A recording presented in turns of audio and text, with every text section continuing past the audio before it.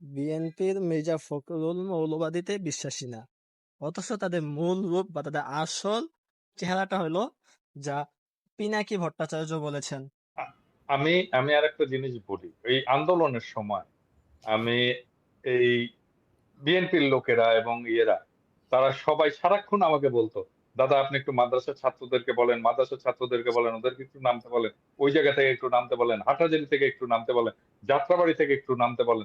এবং এই যে যাত্রাবাড়িতে, ঢাকাতে যে সবচেয়ে হিরোইক ফাইটটা হইছে, এটা তো যাত্রাবাড়ি, হুম হুম। তাই না? ওই অঞ্চলটা কারা করছে? মাদ্রাসার ছাত্ররা করছে। ওই ফাইটটা মাদ্রাসার ছাত্ররা করছে, মূলত মাদ্রাসার ছাত্র।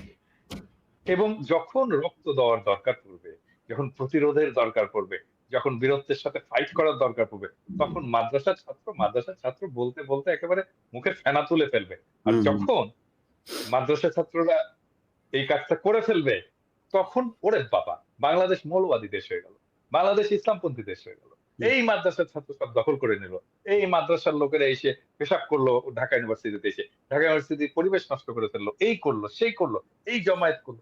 মানে চিন্তা করছেন এদের মানসিকতা? চিন্তা করছেন? আপনার